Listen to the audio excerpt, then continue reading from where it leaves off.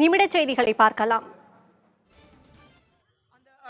நாடு முழுவதும் குடியுரிமை திருத்தச் சட்டம் அமலுக்கு வந்திருக்கிறது. இதுகுறித்த அறிவிக்கை அரசிதழில் வெளியானது. நாடாளுமன்ற தேர்தலுக்கு முன்பாக குடியுரிமை திருத்தச் சட்டம் செயல்படுத்தப்படும் என்று மத்திய உள்துறை அமைச்சர் அமித்ஷா ஏற்கனவே தெரிவித்திருந்தார். இதன்படி தேர்தல் தேதி அறிவிப்புக்கு முன்பாக குடியுரிமை திருத்தச் சட்டம் 2019 அமலுக்கு வந்திருப்பதாக அறிவிக்கை வெளியாகியுள்ளது.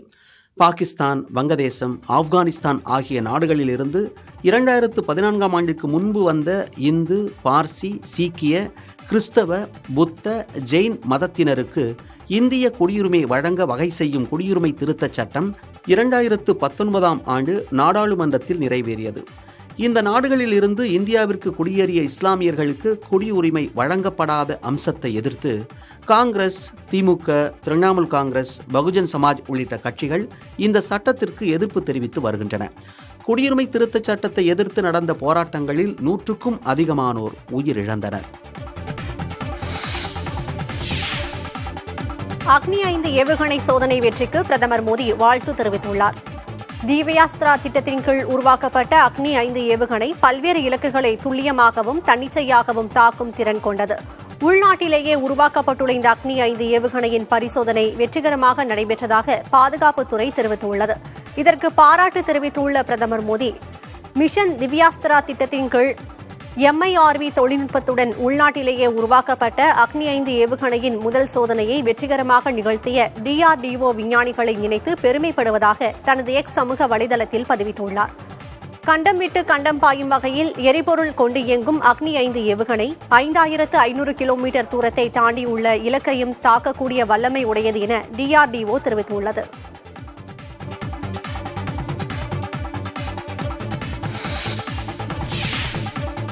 தமிழ்நாடு மாநில தேர்தல் ஆணையராக IAS அதிகாரி ஜோதி நிர்மலாசாமி நியமிக்கப்பட்டுள்ளார். தமிழ்நாடு மாநில தேர்தல் ஆணையராக பணியாற்றி வந்த வே. பழனிக்குமார் வயது மூப்பு காரணமாக கடந்த வெள்ளிக்கிழமையுடன் ஓய்வு பெற்றார்.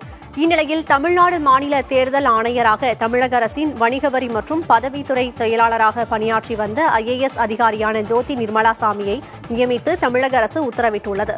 தமிழ்நாடு மாநில தேர்தல் ஆணையராக வே. பழனிக்குமார் 2021ஆம் ஆண்டு நியமனம் செய்யப்பட்டார். 2 ஆண்டுகள் பணிக்காலத்துக்கு பிறகு கடந்த ஆண்டு மே மாதம் அவரது பணிக்காலம் ஓராண்டுக்கு நீட்டிக்கப்பட்டது.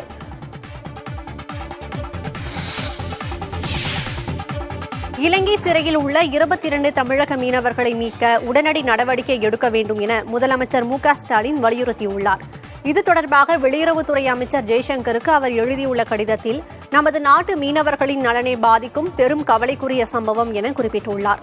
இந்த விவகாரத்தில் மத்திய வெளியுறவுத்துறை அமைச்சகம் உடனடியாக தலையிட வேண்டும் என கேட்டுக் கொண்டுள்ள முதலமைச்சர், சமீப நாட்களாக தமிழக மீனவர்கள் கைது செய்யப்படுவது, அவர்களது படகுகள் சிறைப்பிடிக்கப்படுவது அதிகரிப்பதாக வேதனை தெரிவித்துள்ளார். இலங்கை கடற்படையினரின் நடவடிக்கை மீனவ குடும்பங்களுக்கு துயரத்தை ஏற்படுத்துவதோடு அவர்களின் வாழ்வாதாரம் பெருமளவில் பாதிக்கப்படுவதாக சுட்டிக்காட்டியுள்ளார். உணர்வு பூர்வமான இந்த பிரச்சினையின் தன்மையை கருத்தில் கொண்டு மீனவர்களையும் அவர்களது படகுகளையும் உடனடியாக விடுவித்திட தீர்க்கமாக நடவடிக்கை எடுக்க வேண்டும் என முதலமைச்சர் ஸ்டாலின் வலியுறுத்தியுள்ளார்.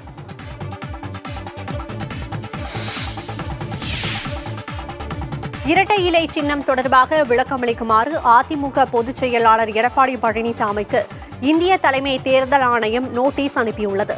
உட்கட்சி விவகாரம் உள்ளிட்ட பிரச்சினைகள் தொடர்பாக உள்ள உரிமையியல் வழக்குகள் முடிவுக்கு வரும் வரை மக்களவைத் தேர்தலில் அதிமுகவுக்கு இரட்டை இலை சின்னம் ஒதுக்கக்கூடாது என திண்டுக்கல்லைச் சேர்ந்த சூரியமூர்த்தி என்பவர் இந்திய தலைமை தேர்தல் ஆணையத்திற்கு மனு அனுப்பியிருந்தார்.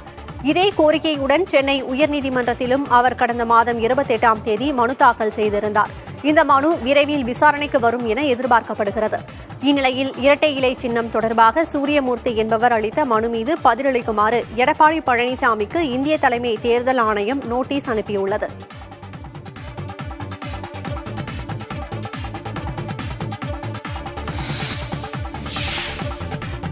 மக்களவைத் தேர்தலில் பாஜக கூட்டணிக்கு நிபந்தனையற்ற ஆதரவு அளிப்பதாக அமமுக பொதுச் செயலாளர் TTV தினகரன் தெரிவித்துள்ளார். திருச்சியில் செய்தியாளர்களிடம் பேசிய அமமுக பொதுச் செயலாளர் TTV தினகரன், பாஜகவுடன் கூட்டணி இறுதி செய்யப்பட்டு விட்டதாகவும் பாஜகவுக்கு நிபந்தனையற்ற ஆதரவு அளிப்பதாகவும் TTV தினகரன் தெரிவித்துள்ளார்.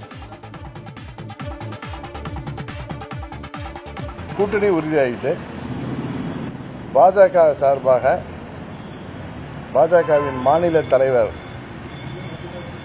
நண்பர் திரு கே அண்ணாமலை அவர்களும், டெல்லியிலிருந்து வந்திருக்கின்ற பிரதிநிதி முன்னாள் அமைச்சர் திரு கிஷன் ரெட்டி அவர்களும்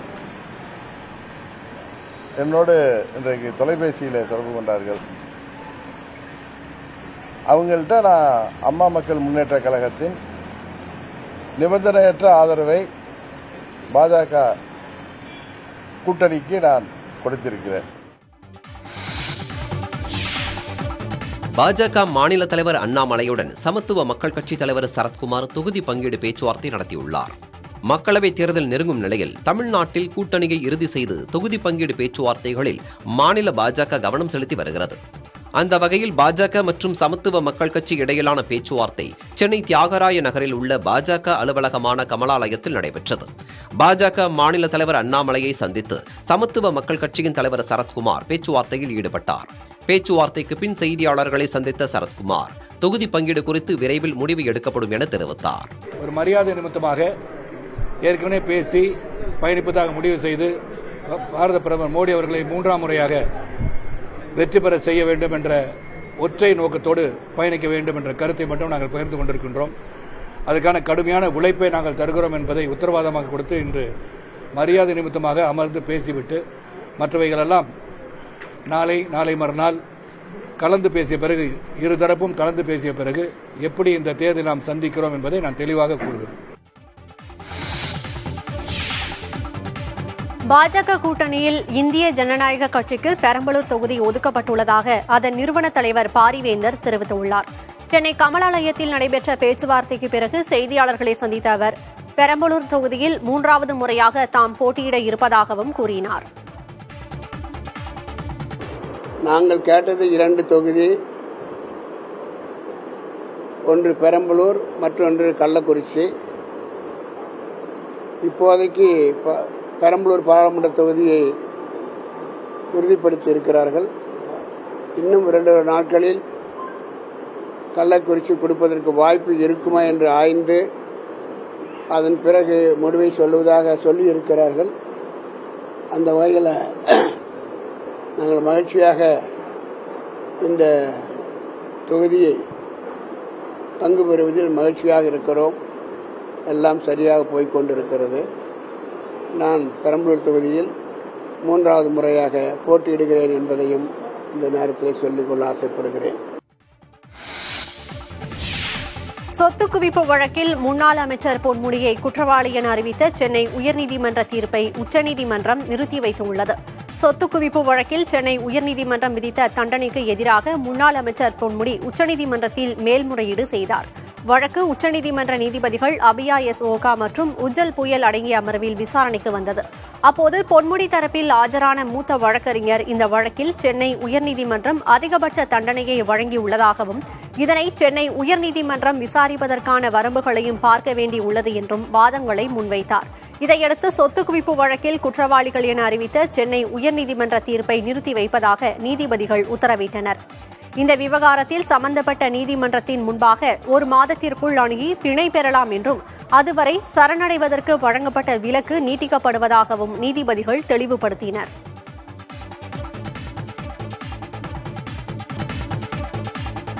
குடியுரிமை திருத்தச் சட்டம் விவகாரத்தில் பாஜகவுக்கு மக்கள் தக்க பாடம் புகட்டுவார்கள் என முதலமைச்சர் மு.க.ஸ்டாலின் குற்றம் சாட்டியுள்ளார். குடியுரிமை திருத்தச் சட்டம் அமல்படுத்தப்பட்டதற்கு முதலமைச்சர் ஸ்டாலின் எதிர்ப்பு தெரிவித்துள்ளார். இது தொடர்பாக தனது சமூக வலைதள பக்கத்தில் பதிவிட்டுள்ள அவர், அமைதியான இந்தியாவில் பிளவுமிகு சட்டத்தை கொண்டு வந்த பாஜகவிற்கு மக்கள் பாடம் புகட்டுவார்கள் என விமர்சித்துள்ளார். குடியுரிமை என்ற மனிதநேய கொள்கையை மதம், இனத்தால் பிளவுவதாக கொள்கையாக மாற்றியது பாஜக என்றும் குடியுரிமை திருத்தச் சட்டத்தை அமல்படுத்தி தேர்தலில் கரையேற பிரதமர் மோடி முயற்சிப்பதாகவும் குற்றம் சாட்டியுள்ளார். சிஏஏவுக்கு ஆதரவாக வாக்களித்த அதிமுகவை மக்கள் மன்னிக்க மாட்டார்கள் என குறிப்பிட்டுள்ள முதலமைச்சர், தேர்தல் நேரத்தில் மக்களின் உணர்ச்சிகளை பிரதமர் மோடி சீண்டி அரசியலில் ஆதாயம் அடைய பார்ப்பதாகவும் விமர்சித்துள்ளார்.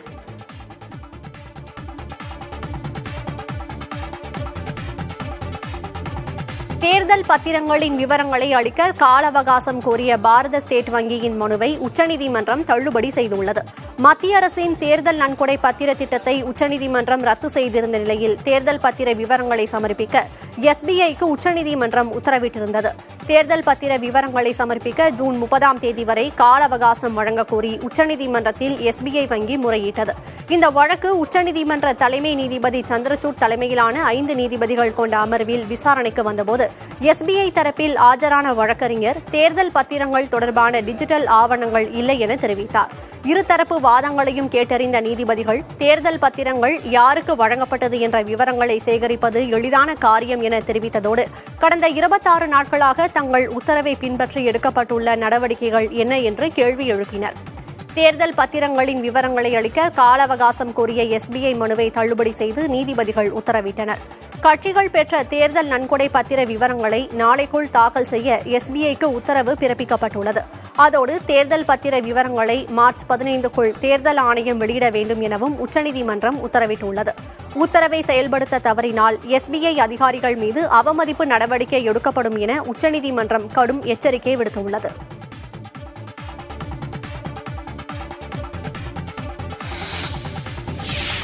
சிதம்பரம் நாட்டியாஞ்சலி அறக்கட்டளை சார்பில் 43வது ஆண்டு நாட்டியாஞ்சலி விழா சிதம்பரத்தில் சிறப்பாக நடைபெற்று வருகிறது. இதில் மாநிலம் முழுவதிலுமிருந்து ஏராளமான நடனக் கலைஞர்கள் கலந்து கொண்டுள்ளனர். விழாவின் 3ஆம் நாளில் சென்னை ஸ்ரீதேவி நிருத்யாலயாவின் ருக்மிணி கல்யாணம் நாட்டிய நாடகம் அரங்கேறியது. இந்த நாட்டிய நாடகம் அங்கு வந்திருந்தவர்களின் கண்களுக்கு விருந்தாக அமைந்தது.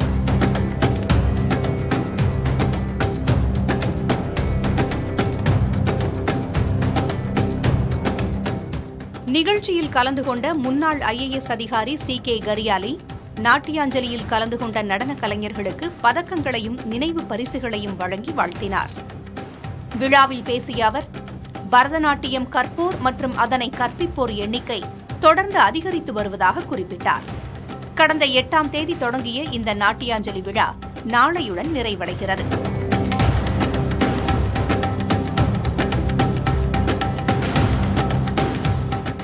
அண்மை செய்திகளுக்கு தொடர்ந்து இணைந்திருங்கள் புதிய தலைமுறையுடன்.